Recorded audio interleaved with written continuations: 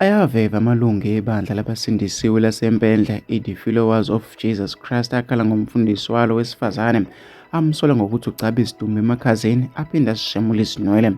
Ngokuthola kwephephandaba isolezwe ngesonto simabhedwane isimo kuleli bandla njengoba-ke kuvele ukuthi asemaningi kakhulu amalungu aleli bandla aseshiyile eciwa ukuthi amalungu emindeni yawo meshonile lo mfundisi uyawagcaba aphinde awashemule izinwele negazi kuthiwa-ke uyakusonga ngeshidi elincane lemhlophe agoduke nakho.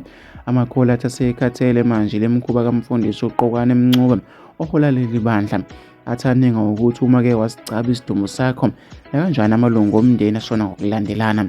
Kuvele ukuthi sekuphela iminyaka emine kuqhubeka lo mkhuba kuleli bandla.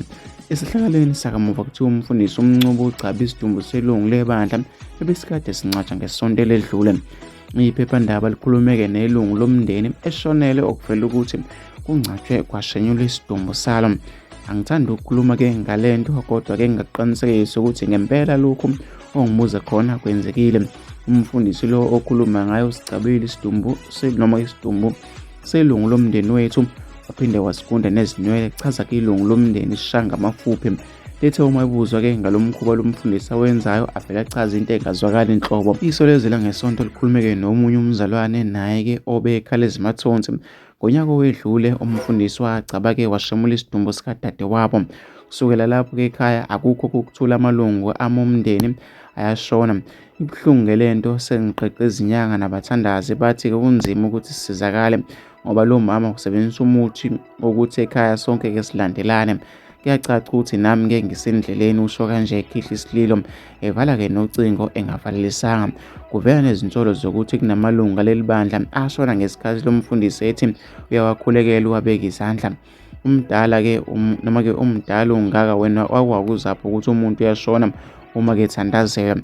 Nakhu-ke kwenzekile kudadewethu kubalisa-ke elinye ilungu lomndeni.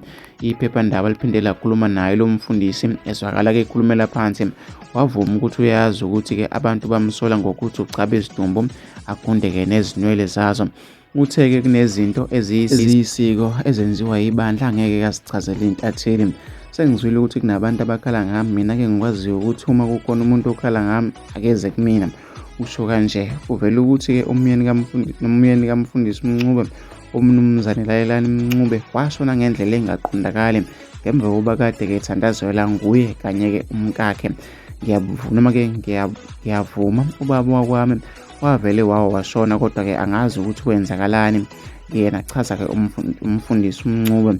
Omunye kumthombo obhotshezeleke isolezwe uthi-ke umfundisi umncube uyeza-ke ebusuku emakhaya abo noma-ke abathelele ambe-ke imigodi afake konodoli. Uma-ke ebethelile wafaka konodoli khohlwani-ke ebusuku ngeke-ke nilale.